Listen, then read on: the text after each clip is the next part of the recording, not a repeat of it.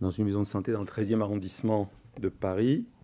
Je suis impliqué dans une société qui s'appelle la SFTG et dans le Collège de la médecine générale et aussi dans un pôle de santé qu'on essaie de développer sur le 13e arrondissement.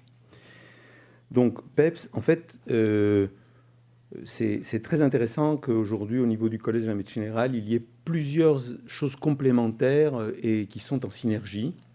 Et je pense que PEPS, c'est vraiment en synergie, même si c'est parti d'autre part, mais c'est en synergie complète avec ce qui vient d'être présenté jusqu'à maintenant. C'est un des projets numériques du pôle numérique du collège. Et si vous voulez en savoir plus, parce que là, je vais être très rapide, là, j'ai 4 minutes, vous pouvez venir à la plénière qu'il y a cet après-midi sur les projets numériques du collège de la médecine générale. Donc, PEPS, c'est fait par des partenaires. Donc, c'est une initiative du Collège de la médecine générale, mais qui a réuni 2 unités INSERM, 3 industriels qui sont Compugroup, Silk et Vidal, France Assos Santé qui a été sollicité, qui n'a été créé qu'en 2017, alors que le projet a démarré en 2016, mais qui va nous rejoindre. Et c'est financé par l'ANR. C'est un projet qui a été retenu en 2016 pour 36 mois, et donc on va jusqu'à fin 2019. L'objectif général, c'est de concevoir et tester un environnement informatisé facilitant la mise en œuvre d'actions personnalisées pour prévenir la survenue de maladies ou de complications de maladies installées.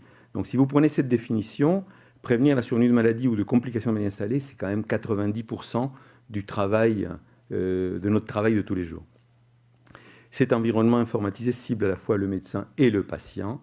Et on a fait le choix de travailler sur le risque cardiovasculaire pour commencer, étant entendu que l'ambition, c'est d'avoir une plateforme de prévention générale.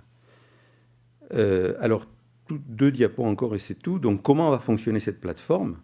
C'est-à-dire, je n'ai pas le temps d'entrer dans les détails des méthodes qui sont en cours actuellement développées par les partenaires, mais je vous donne un petit peu le scénario. Il y a 4 étapes. La première étape, c'est l'évaluation du risque cardiovasculaire. Ça peut se faire patient seul, patient en binôme avec son médecin. Ça peut se faire en partie, complètement. Le médecin peut récupérer des données que le patient a rentrées sur la plateforme en ligne. Elles peuvent être complétées par des données venant d'objets connectés. Elles peuvent être complétées par des données qui sont déjà dans le dossier patient.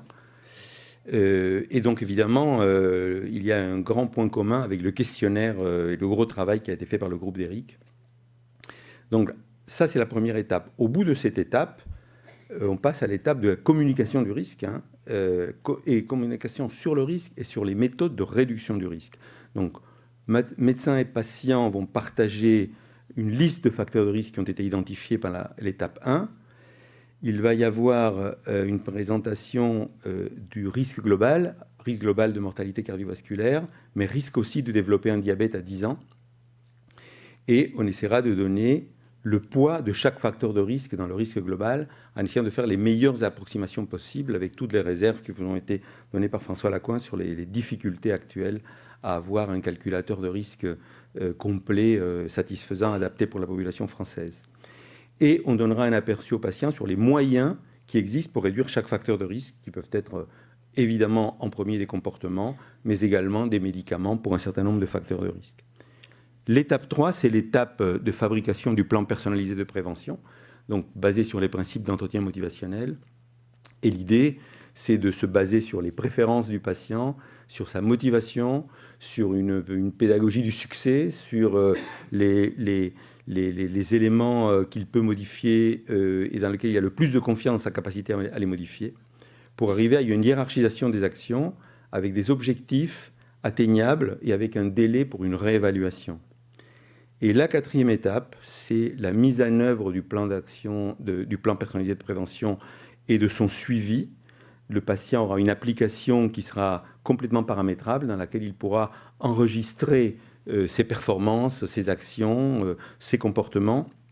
Là aussi, il pourra y avoir une capture de données à partir d'objets connectés. Et il recevra toutes sortes on essaiera de faire que ce soit les meilleures aides pour changer les comportements. Une des équipes INSERM du projet a fait l'analyse de la biblio et a identifié une 50aine de techniques de changement de comportement. Le problème, c'est qu'il n'y a aucun niveau de preuve, hein, donc il y aura des boîtes à outils et dans lesquelles patients et médecins choisiront ensemble ce qui semble le plus approprié. Mais évidemment, tout ce qui est recettes, tout ce qui est feedback, aide à la résolution de problèmes, soutien par des réseaux sociaux, etc., pourra être mis dans l'application. Le patient pourra échanger à distance avec le professionnel de santé et il sera aidé pour gérer son agenda de prévention, par exemple avec des SMS pour rappeler qu'on doit faire le point à telle date, etc., sans que le patient, on essaiera que le patient ne se sente pas persécuté par le médecin, mais accompagné et aidé. Voilà, merci.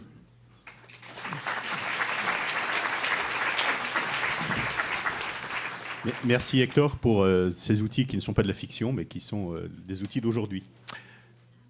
Je passe la parole à Pascal, qui va continuer dans cette vision, aujourd'hui, des outils d'aide à